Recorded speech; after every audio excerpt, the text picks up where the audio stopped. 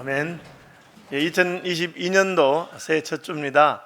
이 새해에도 하나님의 크신 은총이 사랑하는 성도님들의 가정과 범사에 넘쳐나시기를 주님의 이름으로 축복합니다. 예배분들하고 한번 인사합시다. 해피 뉴 이어. 하나님 은혜 함께 하시기를 바랍니다. 새해 첫 주와 송구 영신 예배 때는 제가 그해의 표로 설교를 합니다. 기억하시는지 모르겠습니다. 작년에는 오직 말씀 더욱 기도였고, 요한복음 2장에 무슨 말씀을 하시든지 그대로 하라 그렇게 했습니다. 저는 이제 9년 남았어요, 은퇴가. 그랬는데 이제 앞으로 9년 동안도 계속 저는 말씀 기도 그렇게 하려고 평생 그렇게 해야 되겠다 작정하고 있는데, 왜 갑자기 세상의 빛이라고 하는 다른 주제가 나왔느냐 하면, 아시는 대로 지난 9월 달에, 작년 9월 달에 제가 부총회장, 목사 부총회장 됐습니다. 그래서 총회장님을 잘 섬기고 이제 총회장님께서 코로나 상황에 교회들의 여러 가지 형편을 보시면서 기도하시면서 총회 표어가 뭐냐면 교회 다시 세상의 빛으로 하는 겁니다. 교회 다시 세상의 빛으로. 이사야서 60장 1절 말씀을 근거로 해서, 그래서 제 마음에 제가 부총회장 하는 올해와 내년에 총회장 하는 2년 동안은 그럼 총회와 함께 표어를 정해서 가면 좋겠다 그렇게 생각했습니다. 표어가 어떠하든지 그 내용은 별로 차이가 없어요. 우리가 말씀과 기도로 빛이 되는 것이기 때문에. 그래서 교회 다시 세상의 빛으로가 총회 표어인데, 우린 약간 줄여서 세상의 빛, 그리고 요절 말씀은 이사야서 60장이 아니고 마태복음 5장 14절 너희는 세상의 빛이니 그렇게 정했습니다. 그래서 이 말씀 묵상하는 중에 이제 우리가 어떻게 빛으로 살아야 될까, 우리가 빛이라는 게 어떤 뜻일까, 그런 것을 몇 가지 살펴보려고 합니다. 14절에 보면 너희는 세상의 빛이라 그렇게 했습니다. 문맥은 사실은 13절부터 너희는 세상의 소금이니 소금이 만일 그 맛을 잃으면 무엇으로 짜게 하리요, 후에는 아무 쓸데없어 다만 밖에 버려져 사람에게 밟힐 뿐입니다. 소금은 소금이지만 이름만 소금이고 소금의 맛을 잃은 소금은 소용이 없다, 그런 것이죠. 그러니까 예수님이 산상보훈 말씀하시면서 사람이면 다 사람이냐, 사람이 사람다워야 사람이다 하는 것처럼, 너희가 소금이라고 해도 실제로 짜야지 소금이지, 짜지도 않은 것이 이름만 소금이라고 붙여놓으면 무슨 소용이 있겠느냐, 이마에다가 나 예수 믿어요 라고 붙여놓는 것하고 실제로 예수 믿는 삶에 사람의 삶을 사는 건 다르다는 거죠. 내가 예수를 믿는다면 예수 믿는 사람처럼 살아라. 너희가 아브라함의 후손이면 아브라함의 행사를 할 것이다, 예수님께서 하신 말씀입니다. 유대인들에게 아브라함을 조상이라고 섬기면서, 아브라함은 그렇게 하지 않았는데 너희는 아브라함을 따르지도 않으면서 왜 아브라함의 후손이라고 자랑하느냐 하는 것입니다. 그래서 예수 믿는 사람이면 예수 믿는 사람다워야 되는데, 그 중에 하나가 너희는 세상의 빛이라 하는 거예요. 근데 소금은 좀 쉬워요, 그죠? 소금은 NaCl, 염화나트륨이라 그래가지고 소금은 만들 때 소금은 그냥 우리 잘 알아요. 그 물질적인 존재도 있는데, 빛은 모르지는 않는데 상당히 어려워요. 빛이 무엇인지. 우리만 어려운 게 아니고 과학자들도 굉장히 어려워해요. 빛이 무엇인가 알 듯 하면서도 잘 모를 듯한 거예요. 그래서 과학자들도 크게 두 갈래로 나뉘어져서 빛이 무엇이냐 할 때, 빛은 알갱이다, 광입자라 그래서 빛은 어떤 알갱이라고 보는 거예요. 그래서 알갱이라고 보는데, 알갱이로 보면 문제가 있어요. 어떤 문제가 있냐면은, 알갱이면 사이야 될 거 아니에요. 이 지구에 얼마나 많은 날 동안 빛이 왔어요. 그럼 그 빛 알갱이들이 다 모였는데 다 어디 갔느냐, 그게 참 어려운 문제예요. 빛이 알갱이라고 생각하는 사람들은. 그렇죠. 그러나 알갱이가 아니라면 이해할 수 없는 점들이 있어요. 어떤 분들은 알갱이가 아니고 파동이다, 파동이라고 하는 거예요. 왜 파동이냐, 빛이 알갱이라면 어떤 조그마한 구멍을 탁 지나가면 구멍을 지나가도 직진해야 돼요. 근데 구멍을 지나가면 갑자기 빛이 부채살처럼 쫙 퍼져요. 알갱이들이 어떻게 된 판인지 그렇게 퍼져요. 그것은 파동에서 나타나는 거예요. 파동은 물결이라든지 소리라든지 그런 거예요. 그렇죠. 근데 뭐 파동이라면 또 이해 안 되는 게 있어요. 파동은 무슨 매질이라 그래서 이렇게 전달하는 물질이 있어야 돼요. 물이 있든지 공기가 있든지. 우주에는 진공이라 그래요. 거의 진공이에요. 근데 우주를 빛이 그대로 와요. 그것은 알갱이의 특징을 보여주는 거예요. 그래서 어렵죠. 다시 말하면 빛은 하나님이 만드신 건 맞는데 사람이 참 이해하기 힘들어요. 하나님이 제일 먼저 만드신 것이죠. 첫째 날에 빛이 있으라 하나님 만드셨어요. 근데 그 빛이 무엇인지는 우리가 다 알지 못하고 과학자들도 굉장히 신비하게 생각해요. 그래서 왜 그럴까 성경 살펴보니까 이게 하나님의 빛이시기 때문에 그래요. 하나님 빛이시니라. 그에게는 어둠이 조금도 없다. 예수님이 나는 세상의 빛이라. 예수님 빛이라 그러셨어요. 다시 말하면 하나님의 성품의 어떤 것에서부터 온 거예요. 그렇다고 해서 무슨 빛이 하나님이라는 건 아니에요. 일본처럼 태양을 신으로 섬긴다거나 빛이 하나님이라는 뜻은 아니에요. 하나님의 성품은 빛과 같은 것이 있어요. 빛은 하나님이 만드셨는데 하나님의 성품을 잘 반영하는 것이기 때문에 인생에 다 알 수 없는 그런 점이 있어요. 대단한 것이죠. 우리 빛을 통해서 많은 존재들이 존재하게 되고 살게 됩니다. 하나님이 모든 피조물 중에 빛을 가장 먼저 지으신 것은 빛이 먼저 있어야, 그 다음에 생명도 가능하고 빛이 있어야 우주가 어떻게 존재하고 그런 게 관련되어 있는 것 같아요. 그래서 지구에 있는 모든 에너지의 근원은 사실은 태양이라 그래요. 태양빛. 그 태양빛이 있기 때문에 나무들이 자라고 그 나무들이 썩어서 석화돼서 석탄이 되고 또 그 생물들이 그 나무를 먹고 식물을 먹고 자라서 그게 기름도 되고 다 그렇게 하는 거라고 생각해요. 결국은 모든 에너지의 근원이 빛이에요. 빛이 만약에 없어지면 지구는 존재하지 못하는 것이죠. 어쨌든 빛은 하나님의 성품과 연관이 있고 신비한 것입니다. 그래서 하나님께서 만드신 것입니다. 그럼 어두움은 뭡니까? 우리는 빛과 어둠이라고 하는 것이 두 종류가 있다고 생각하잖아요. 그건 이원론이죠. 빛이 있고 어둠이 있는 게 아니에요. 성경의 관점은 빛이 없는 것을 어둠이라고 그래요. 다시 말하면 어둠은 빛이 없는 것이고 빛이 들어오면 어둠은 존재하지 않게 돼요. 다른 존재 같으면 둘 다 같이 있을 수 있는데 같이 있을 수가 없어요. 그렇죠? 빛이 없으면 어둠이고 빛이 있으면 어둠은 없어져요. 서울시민교회 지하실에 본당이 있는데 여기 불을 다 끄면 캄캄해지겠죠. 그 캄캄한 어둠을 어떻게 드러내거나 어둠을 쫓아낼 수 없어요. 선풍이 바람을 분다고 해서 어둠이 다 나가는 것도 아니고 퍼낼 수도 없잖아요. 왜냐하면 그것은 존재가 아니고 존재하지 않는 것이기 때문에 그렇습니다. 그러므로 어두움을 이기는 방법은 어두움과 싸우는 것이 아니고 빛을 가져오는 것이에요. 하나님의 빛이 오시면 어두움은 사라져요. 혼돈하고 공허하고 흑암이 있고 그런데 빛이 있으라 하시니까 어두움은 사라지는 것, 그것이 하나님께서 말씀하신 것이에요. 어쨌든 빛은 하나님의 성품과 관련이 있습니다. 그리고 아주 독특한 것이에요. 그러면 이 빛이 도대체 어떤 일을 하는가? 빛의 기능은 무엇인가? 많이 있겠지만 성경에서 우리와 관련해서 보여주는 기능들이 몇 가지 있어요. 첫째는 계시하는 기능이 있어요. 빛이 우리를 드러내 줍니다. 빛이 비치면 우리가 어떤 존재인지 알게 되고 또 하나님이 빛을 비추셔서 자신이 어떤 분인지를 알려주시는 분이 하나님이세요. 그래서 빛이 오면 우리는 알지 못하던 것, 어두움에 있던 자가 밝은 빛을 보고 깨닫게 되는 그런 역사가 있어요. 이것을 다른 말로 하면 계시라고 하는 것입니다. 하나님은 빛이시기 때문에 하나님은 자신을 감추시는 분이 아니고 계시하는 분입니다. 산 위에 있는 동네가 감추지 못할 것이다. 사람이 등불을 켜서 말 아래 두지 아니하고 등경 위에 둔다. 그것은 밝게 드러내게 하기 위한 것입니다. 하나님 만난 사람들은 자기의 모습이 드러났기 때문에 회개하고 애통하고 화로다 나여 망하게 되었도다 나는 죄인이구나 하는 것을 깨닫게 됩니다. 빛을 만난 사람들은 자기가 어떤 존재인지 알게 됩니다.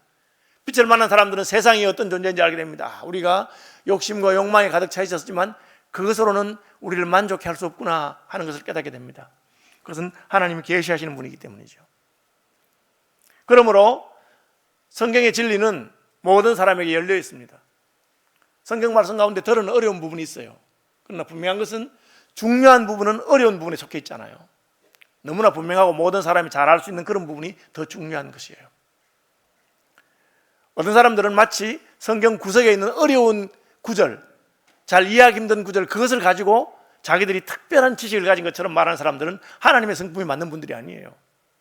하나님께서는 계시하는 부분이에요. 요한계시록 같은 게 좀 어려운 책이었지만 지금은 요한계시록 다 밝혀져 있어요. 저희 교단 신학교 교수님들만 해도 여러분이 요한계시록 주석을 냈어요. 켈빈 시대만 해도 주석을 잘 안 냈어요. 조금 어렵다, 힘들다 생각. 지금은 학문이 점점 이렇게 모아지잖아요. 지식이 축적되고 그래서 또 전 세계의 모든 주석가들이 서로 하기 때문에 잘 알 수 있어요. 그러니까 통일교나 애천교회 정명서 같은 사람이 성경은 비유와 비사로 되기 때문에 함부로 풀 수 없다. 자기 외에는 알 수 없다. 신천지 이만희 교주가 자기가 무슨 계시록의 비밀을 안다. 그건 전부 다 사기꾼들이고 거짓말쟁이들이에요. 왜? 그렇게 말해서 사람들을 자기에게로 이끌고 자기가 사람들을 조정하려고 하는 거예요. 여러분 권오원 목사가 성경 해석하는 거 여러분 다 알 수 있어요. 제가 1월 중순에 무슨 CTS에서 토크쇼에 내가 매일 기쁘게 녹화를 했어요. 그러니까 녹화하러 가는데 녹화하기 전에 그 방송 작가가 제게 몇 번 연락하면서 목사님에 대해서 알아야 시나리오를 쓴다 하더라고요. 그런데 이제 두 번째인가 세 번째 전화 올 때는 저에 대해서 다 알고 있어 벌써. 그래서 제가 깜짝 놀라서 어떻게 하시느냐고 이러니까 자기가 이제 저를 인터넷에서 서칭한 거예요. 유튜브 해보니까 뭐 미국 로뎀 장로교에 가서 집회한 거 자기 다 들어보고 그 집회 내용에 내 이야기 다 나오고 다 아는 거예요. 성경 어떻게 하시고 설교는 이렇게 하시는 거 다 아는 거예요. 왜? 저는 감출 이유가 전혀 없습니다. 저는 숨겨져 있는 어떤 비밀 교리가 없어요. 제가 말하는 바 그대로 성경 말씀 있는 그대로예요. 저는 제 설교 본 것도 공개합니다. 뭐 우리 부목사님들이 개척해 나가거나 독립해 나가면 목사님 그 원고 저 좀 주시면 안 되겠어요? 그럼 다 줍니다. 왜? 그래도 참고는 얼마든지 해라. 그러나 또 내가 쓴 거기 때문에 그대로 읽으면 별로 은혜가 안 된다. 네가 소화시켜서 해야 된다. 그걸 줍니다. 왜? 비밀이 없으니까. 하나님은 빛이세요. 자기가 어떤 분이 드러냅니다. 감추지 않습니다. 성경에 대해서 죄의 삭은 사망이라. 너희가 죄인도 죽으면 지옥 간다고 그렇게 가르쳐요. 굉장히 기분 나쁜 말이거든요. 세상 사람들은. 예수 믿는 사람들 왜 그런 말 할까? 그걸 감출 이유가 없습니다. 그게 사실이기 때문에. 예수 믿으면 구원받는다. 분명해요. 기독교가 가르치는 진리가 무엇인지 세상도 다 알고 있어요. 감출 이유가 없습니다. 하나님 빛이시기 때문에 그렇습니다. 빛은 자신을 드러내는 것입니다. 산 위에 있는 동네가 감추지 않습니다. 예수 믿는 사람은 투명해야 되죠. 뭐 크레물린처럼 안카바키 다르고 속에 무슨 생각하는지 모르고 그렇지 않습니다. 우리는 빛이기 때문에 보면 알아요. 그죠? 그 다음에 이 빛이라고 하는 것은 계시할 뿐 아니라 인도하죠. 주의 말씀은 내 발의 등이요 내 길의 빛입니다. 우리가 어디로 가야 될지를 밝혀주는 것입니다. 저는 몰랐어요. 바울이 예수 믿는 사람을 피입하겠습니다. 나중에 그 고백하기를 내가 그때 교회를 피파한 것은 몰랐기 때문이다. 내가 죄인 중에 계셨지만 그때는 내가 모르고 그랬다. 그러나 예수님을 만나고 밝은 비춤을 받은 다음에 바울은 그렇게 하지 않습니다. 무엇이 옳은지 무엇이 잘못된지 가르쳐주기 때문에 그렇습니다. 세상에는 그런 기준이 점점 없어져가요. 지금은 포스트 모던 시대이기 때문에 답이 없어. 답이 뭐냐? 네 마음에 드는 대로 하는 게 답이야. 네 하고 싶은 대로 하는 게 답이야. 그걸 막으면 세상은 난리를 봅니다. 왜 내 마음대로 못하게 하느냐? 그러나 성경은 그렇지 않습니다. 무엇이 옳고 그르고 의와 불의에 대해서 진리와 비진리에 대해서 분명히 가르쳐주고 밝혀주는 것입니다. 우리 하나님 밝은 빛을 보면 무엇이 옳은지 알게 되고 어떻게 살아야 되는지 알게 됩니다. 문제는 그것을 알지만 그렇게 행할 힘이 없는 것이죠. 하나님의 밝은 빛은 두 번째로 우리에게 그렇게 할 수 있는 힘을 줍니다. 우리 왜 못합니까? 죽었기 때문에. 죽은 자가 어떻게 생명의 길을 갈 수 있습니까? 그래서 하나님의 빛은 우리를 살리십니다. 그 안에 생명이 있으니 이 생명은 사람들의 빛이라. 생명의 빛을 비추셔서 우리가 빛을 비추면 살아나게 됩니다. 모든 피조물 가운데 먼저 빛을 지으신 이유가 뭡니까? 빛이 있어야 식물도 살고 빛이 있어야 동물도 사는 것이에요. 빛은 생명과 관련이 있습니다. 생명뿐 아니라 성경에 보면은 치료하신다고 되어 있어요. 하나님의 빛은 치료의 역사가 있어요. 치료하는 광선을 바란다 그렇게 되어 있어요. 여러분 빛을 비침 받아야 치료가 일어나는 것입니다. 저는 이제 유럽에서 살 동안에 굉장히 재밌는 걸 처음 가서 너무 재밌었던 게 뭐냐면은 이제 햇빛이 쨍쨍 쬐잖아요. 그럼 갑자기 사람들이 옷을 벗어.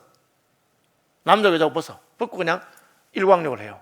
그때는 처음에는 왜 그런지 몰랐어요. 세월이 지나 보니까 거기가 날씨가 흐리고 햇빛이 잘 안 나요. 그럼 햇빛이 날 때는 그 햇빛을 쬐어줘야지 몸이 건강해지는 거예요. 우린 잘 모르죠. 우린 여름 되면 햇빛 쨍쨍 쬐니까요. 그분들 그렇게 하더라고요. 빛이 우리를 살립니다. 육체도 마찬가지고 영혼에도 마찬가지입니다. 영혼의 햇빛, 예수께서 우리 영혼에 밝은 빛을 비추시면 우리 영혼이 살아나고 우리 영혼에 치료되는 역사가 있어요. 이처럼 빛은 우리를 계시하고 인도할 뿐 아니라 우리를 살리고 치료하는 역사입니다. 살게 하시고 살 힘을 주시고 어떻게 살지를 알려주시고 그리고 그렇게 할 수 있도록 도와주시는 분이 빛입니다. 이 빛의 일반적인 기능하고 성경에서 말씀하시는 신령한 빛과 유사한 점이 있는 겁니다. 그러면 하나님이 빛이시기 때문에 하나님의 빛이 그런 역할을 한다는 거 우리가 다 이해가 돼요. 두 번째로 그러면 우리는 왜? 너희는 세상의 빛이라. 이게 문제가 되는 거예요. 여기서 세상이라고 하는 것은 쉽게 말하면 세상 사람들의 빛이 된다. 너희가 그렇게. 예수님이 우리의 빛이 된 건 우리가 알겠어요. 하나님이 빛인 것도 알겠어요. 그런데 우리도 빛이라니까 저는 이 구절이 굉장히 어려웠어요. 왜? 말 뜻은 알겠어요. 그러나 실제를 모르겠어요. 왜? 우리는 빛이 아니니까. 내가 무슨 빛입니까? 나는 어두움이 아니에요. 나는 죄악에 빠진 자요. 난 하나님의 뜻을 따라 살지 못하는 캄캄한 어두움에 있는 어둠의 자식과 같은데 하나님이 우리를 보고 빛이라고 하셨어요. 왜 빛이라고 하셨을까? 제가 이제 말씀을 묵상하면서 이 무슨 뜻일까 하다가 저는 요한복음에서 그 답을 찾았어요. 요한복음 1장에 그 안에 생명이 있으니 이 생명은 사람들의 빛이라 그렇게 했어요. 예수님께서 생명의 영생을 가지고 계시는 분이세요. 생명이세요. 그런데 생명이 빛이 난다는 거예요. 예수님은 빛이 났습니다. 왜? 그 안에 하나님의 생명이기 때문에. 인간이 왜 빛이 안 됐습니까? 하나님이 주신 그 생명을 선악을 알게 하는 나무의 실과를 먹고 불순종하고 하나님을 거역했기 때문에 죽은 거예요. 빛이 없는 거예요. 예수님은 빛이 납니다. 왜? 그 안에 생명이 있기 때문에 그럽니다. 여러분, 생명력이 아름답고 생명력이 빛나는 거예요. 예쁘다고 예쁘다 해도 아무리 예쁘다 해도 젊은 사람보다 예쁠 수 없어요. 왜? 젊음이 아름답고 빛나는 것이기 때문에 그렇습니다. 저는 그 스탕딸이라고 하는 그 프랑스 작가가 쓴 소설을 보면 이런 말이 있어요. 마치 16살 소녀가 무도회에 가기 위해서 자기의 장밋빛 뺨에 연지를 바른다. 그런 말이 있어요. 그 뜻은 뭐냐면 바를 필요 없다는 거예요. 16살 때는 바를 필요가 없다. 안 발라도 그 뺨이 붉게 장밋빛으로 빛나기 때문에 화장품의 도움을 받을 필요가 없다는 거예요. 그때는, 그 나이에는. 그걸 그렇게 표현해 놨어요. 왜? 생명력이 있기 때문에. 생명이 있는 것은 빛이 나게 돼 있어요. 예수님 생명이시기 때문에 예수님을 본 사람들은 어머나 저 사람은 다르네. 그분같이 말씀하는 분이 없네. 예수님 생명이기 때문에 예수님의 뒤에 가서 옷자락만 만져도 구원을 받는 역사가 있는 것입니다. 그것이 예수님의 생명이죠. 그래서 예수님 빛이 납니다. 우리는 죄로 말미암아 죽었어요. 그런데 왜 우리를 빛이라고 합니까? 그것은 주님께서 당신의 생명을 우리에게 주시겠다는 뜻입니다. 주님의 생명을 우리에게 주셔서 우리로 생명이 되게 하시고 우리로 빛나게 하시겠다는 뜻이에요. 여러분, 우리가 원래 빛나는 존재는 아닙니다. 우리는 어두운 존재요, 우리는 빛나지 않는 존재인데 예수님은 당신의 생명을 주셔서 우리 안에 주님의 생명으로 말미암아 우리 안에 있는 생명으로 말미암아 우리를 빛나게 하시는 것을 믿으시기를 바랍니다. 이것을 믿으면 어떻게 됩니까? 셀프 이스팀, 자존감이 달라져요. 나 같은 거를 내가 뭐 누가 인정해 주겠나? 쳐주겠나? 그런 존재 아니겠어요? 그런데 예수님의 생명이 오고 우리가 빛이 되었다는 것을 믿고 인정할 때 우리는 다른 사람이 됩니다. 우리는 당당한 사람이 되고 자신만만한 사람이 되고 그리고 상황에 흔들리지 않는 사람이 될 수가 있습니다. 여러분, 예수님께서 하신 말씀입니다. 목사의 말이 아닙니다. 여러분은 세상의 빛이십니다. 예수님이 자신의 생명을 여러분 속에 부어주시고 그 생명이 여러분을 빛나게 하십니다. 그걸 믿으시기 바랍니다. 그럼 우리는 흔들릴 필요가 없습니다. 우리가 가진 것이 없어도 잘난 것이 없어도 우리 속에 있는 예수님으로 말미암아 하나님 우리를 세상의 빛이 되게 하신 것입니다. 굳이 여러분이 무슨 다른 사람의 관심을 받아야 스포트라이트를 받고 박수갈채를 받아야 할 필요가 전혀 없습니다. 우리는 빛이기 때문에 그렇습니다. 그렇죠? 스스로 빛나는 것입니다. 그것을 우리는 보석이라고 하고 그것을 우리는 귀금속이라고 합니다. 빛나는 것이죠. 우리는 세상의 빛입니다. 세상에 어두움인데 어떻게 빛이 됩니까? 예수님으로 말미암아 빛이 됐습니다. 죽을 때도 육체가 죽을 때도 빛납니다. 스데반이잖아요. 그는 돌에 맞아 죽었는데 그 순간에 사람들이 스데반의 얼굴을 보니까 천사의 얼굴같이 빛났어요. 왜? 죽어가는데 생명이 잃어가는데 왜 빛납니까? 육체의 생명 말고 다른 영원한 생명이 스데반 안에 있고 그 생명이 빛나기 시작한 것입니다. 사람들이 여러분 볼 때 저 사람은 형편도 별론데 요즘 참 힘들게 보내는 것 같은데 근데 어떻게 저렇게 얼굴이 빛날까? 그 안에 예수의 생명이 있기 때문이죠. 저는 그 교회를 개척하거나 하는 후배들 보면 늘 하는 말이 있습니다. 목사의 얼굴이 빛나야 목사의 얼굴이 싱글벙글하고 기쁘고 감사가 넘치고 그래야 교회가 부흥이 된다. 그러면 교인들이 와서는 한번 보고 이게 미스테리야. 우리 교회는 작은 교회고 교인도 몇 명 없고 목사님 생활비도 많이 못 들여서 빠르다고 그런데 우리 목사님 왜 저렇게 얼굴이 빛나고 싱글벙글하느냐 이거예요. 그 그 신비가 해결될 때까지는 교회를 떠날 수가 없어. 그래서 교회가 부흥되는 거예요. 반대로 목사님 얼굴이 찌그러져 있고 그냥 세상의 모든 근심과 걱정에 눌려있는 그런 얼굴이면 그 교회는 부흥되지 않아요. 여러분의 얼굴이 전도지가 되고 여러분의 얼굴이 예수 그리스도의 편지가 되기를 바랍니다. 예수님의 생명이 그 얼굴에 빛이 나기 때문에 그렇죠. 빛나는 것입니다. 모세는 하나님과 40일 같이 있으니 빛이 났어요. 빛나는 법이 뭐예요? 하나님과 같이 있으면 빛난다는 거죠. 하나님과 함께 있으니까 전념이 된 겁니다. 하나님의 능력, 하나님의 생명력 전념이 된 거예요. 이걸 가지고 싶어가지고 다윗이 늙어서 힘이 없고 기력이 빠지니까 아비삭이라고 하는 동료를 구해다가 같이 잠자리 들고 안고 자고, 젊은 사람의 생명력이 좀 올까 싶어서. 그러니까 구약의 수준으로 그것밖에 이해하지 못한 거예요. 그럼 어떻게 하면 됩니까? 여러분, 예수님과 가까이 지내면 됩니다. 여러분, 영적으로 침체되고 힘이 없고 생명이 떨어지거든 기도하십시오. 금식하십시오. 말씀 보고 하나님 앞에 나가서 매달리십시오.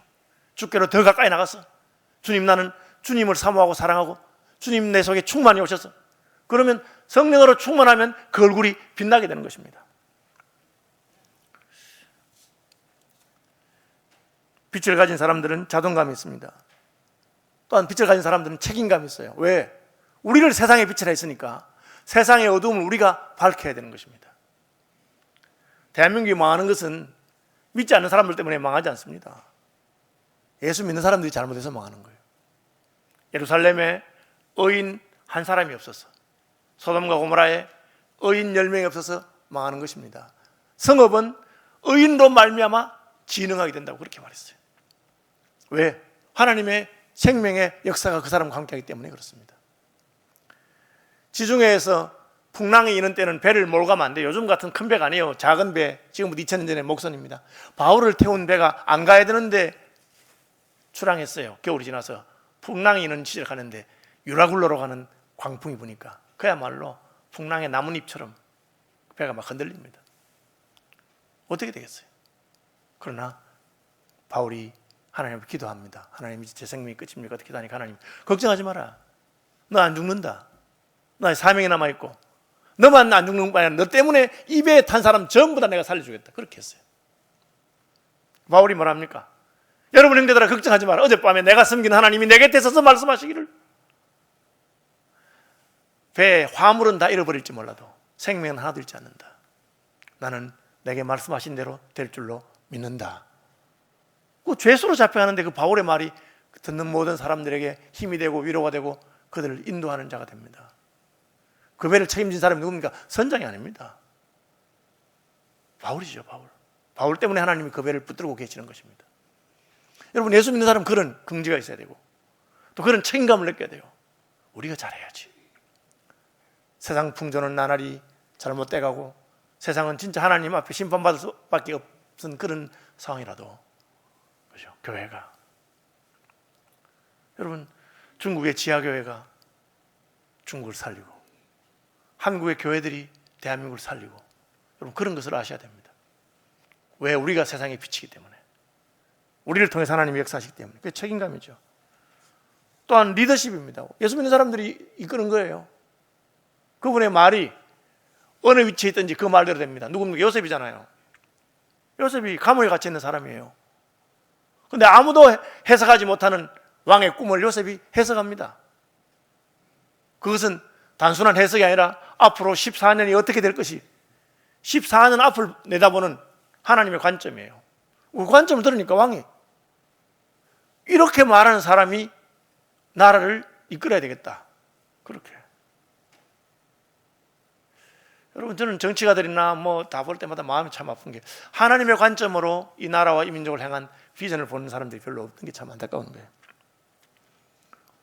요셉은 애굽의 총리가 되었고 실제로 14년 동안에 풍년과 흉년을 잘 다스려서 애굽 왕실이 부유하게 만들고, 그리고 그 왕실의 부여에 자기 가족들이 함께 생명을 부지할 뿐 아니라 부족에서 민족으로 성장하는 그런 초석을 낳은 사람입니다.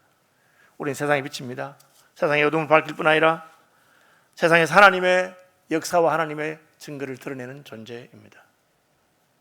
그렇게 해야 됩니다. 세상에서 하나님의 인도하심과 길을 보여주는 것입니다. 그렇게 하기 위해서 하나님 말씀을 주시고 성령을 주셨어요. 우리가 오직 말씀 묵상하면서 이 시대를 바라보고 하나님의 뜻을 바라보고 우리 가정을 바라보고 다는 몰라도 나를 향한 하나님의 뜻은 알 수 있어야지. 하나님이 나를 어떻게 쓰실까? 그러면 말씀 보고 기도하고 하나님의 뜻을 구하는 것입니다. 오늘 본문에는 특별하게 우리가 빛이 되는 방법에 대해서 16절에 나와 있어요. 이같이 너희 빛이 사람 앞에 비치게 하여 그들로 너희 착한 행실을 보고 하늘에 계신 너희 아버지께 영광을 돌리게 하라. 우리가 빛을 비추는 법이 착한 행실을 통해서 비친다고 되어 있어요. 저 예전에 기차를 타고 가다가 맞은편에 앉은 할머니하고 이야기하면서 전도를 했어요. 할머니 예수 믿으세요? 이러니까 할머니가 우리 딸이 목사한테 시집갔지. 목사님이 사회라는 뜻이에요. 그래서 제가 그러세요? 그럼 예수 믿으시겠네요? 아니. 그래서 제가 아니 사회가 목사인데 왜 예수는 안 믿으시나 싶어서 아니 사회가 목사님이 한데 예수 믿으면 좋으실 텐데요. 이러니까 나를 딱 쳐다보더니만은 우리가 어릴 때만 해도 예수 믿는다 하면 다르게 봤지. 그래 그게 무슨 말씀이세요? 하니까 그분 할머니가 어릴 때는 동네에 한 동네 예수 믿는 사람 한 가정이나 두 가정인데 주로 예수 믿는 것 때문에 집안에 쫓겨나고 그죠? 유산도 하나도 못 받고 핍박받고 주일날 그 예배 드린다고 그 가문날에 비가 와도 자기 논에 물도 대로 못 가고 뭐 그렇게 하면서 예수 믿는 사람이 달랐다는 거야. 다르게 봤대. 앞에서는 뭐 저런나 해도 뒤에서는 역시 예수쟁이가 달라. 그리고 존경하고 그랬다는 거예요. 그랬어요. 그런데요 요새는 똑같대? 제 가슴이 쿵 하더라고. 할머니 왜 교회 안 나갈까? 옛날에는 예수 믿는 사람 다르게 봤는데 요새는 예수 믿는 사람 똑같은 거야. 그러니까 빛이 되지 않는다는 것이죠. 코로나로 말미암아 하나님께서 그야말로 한번 한국 교회를 체질해서 아마 교인들이 좀 줄 거예요. 그렇죠? 근데 여러분 어렵다고 교회를 떠날 수 있습니까? 예수 믿는 것 때문에 욕 얻어먹는다고 교회를 떠날 수 있습니까? 저는 못 떠난다고 생각해. 그 속에 예수님의 생명이 있는 사람이 어떻게 떠나요? 그러니까 하나님 한번 체질해 보는 거예요. 믿는 자와 믿지 않는 자를 드러낼지 모르겠어요. 한국교회 그리스도인 숫자가 많아서 세상에 빛이 되었던 것은 아닙니다. 한국교회가 성장하고 한국에서 제일 큰 종교가 되고 교회 가야 인맥도 느리고 교회 가야 뭐 다른 여러 가지 이유 때문에 사람들이 교회에 많이 와서 올 수 있습니다. 그렇죠. 그리고는 교회는 빛됨을 잃어버렸어요. 오늘 본문에 너희 빛이 사람 앞에 비치게 하여 그들로 너희 착한 행실을 보고 한번 따라 합시다. 착한 행실을 보고 착한 행실로 나타나는 빛이 뭐냐? 착한 행실이에요. 제가 착한 행실이 뭘까?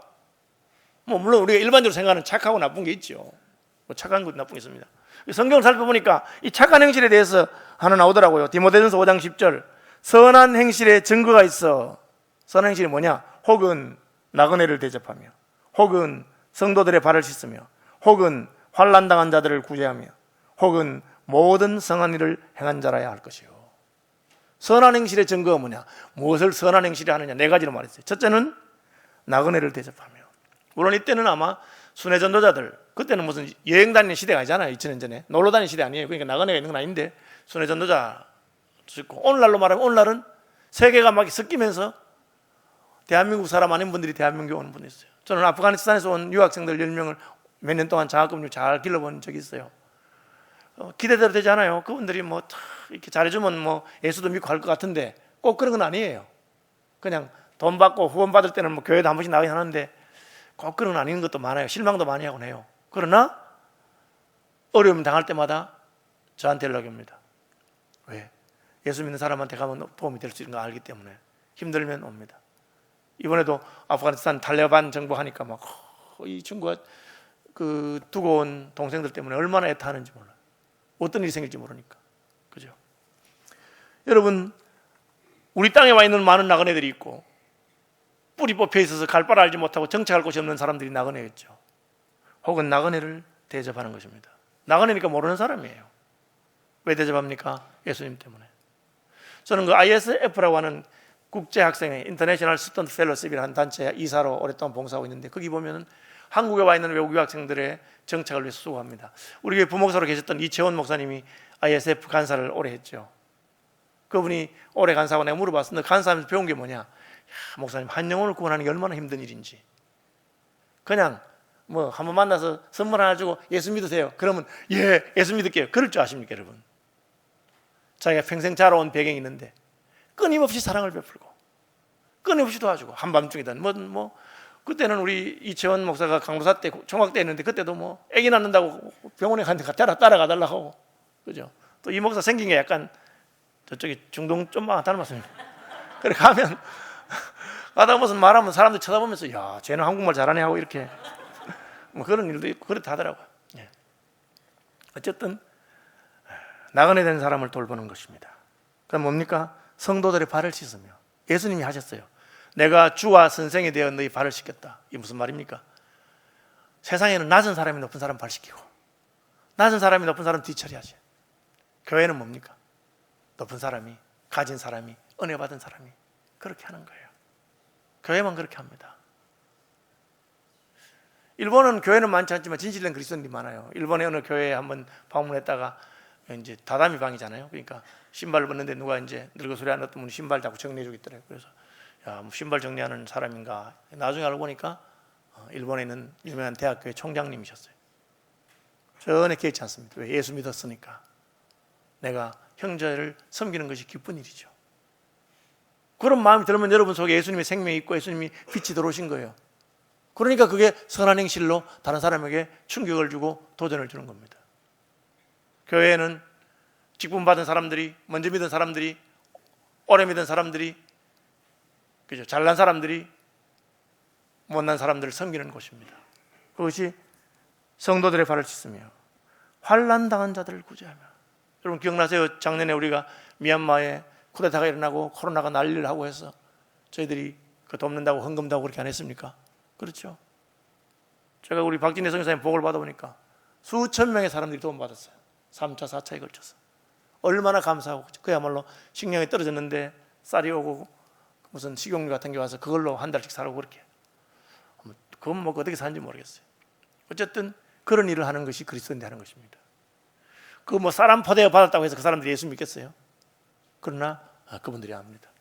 한국에 와 있던 유학생 가운데, 공산당원 가운데서도 와서 도전받고 충격받고 숨은 그리스도인이 된 사람이 있어요. 베트남으로 갔어요. 그분이 선교사님들 어려움이 있을 때 만약 한 번만 도와줘도 얼마나 그 보람이 있고 가치가 있는 일입니까? 그렇게 하지 않는다 하더라도 예수 믿는 사람에 대해서 다르게 생각하는 것이 다르죠. 그렇죠. 혹은 모든 선한 일을 행한 자라야 할 것이요. 착하다 그 말이에요. 1번은 일이 있으면 선하게 행하는 것입니다. 여러분, 여러분의 생명, 예수의 생명 여러분 속에 있는 것이 여러분의 선한 행실로 빛나게 되기를 바랍니다. 착하다. 여기 그래도 예수 믿는 사람 착하지. 그래도 예수 믿는 사람한테 가서 내가 한번 기도 부탁하고 도움을 요청해야지. 사람들이 왜 그렇게 하겠습니까? 우리가 빛나기 때문입니다. 그렇게 하기 위해서는 예수님과 연합해야 됩니다. 우리 힘으로 되는 거 아니에요. 그죠? 여러분, 우리 힘을 하면요, 한 두어 번 도와주면 성질 나서 못해. 제가 해보니까. 여러분, 도움 받는 사람 중에서는 참 도움 받으면서도 마음에 안 드는 사람이 너무 많아요. 어떻게 돕습니까? 주님의 은혜와 주님의 사랑이, 주님이 나 같은 자를 구원하신 것을 생각하면 하는 겁니다. 그러면 하나님께서 그 사람의 마음을 움직이는 겁니다. 내가 하는 게 아닙니다. 2022년도에 저와 여러분이 서울시민교회가 세상에 빛된 성도, 세상에 빛된 교회가 되기를 주님의 이름으로 축복드립니다.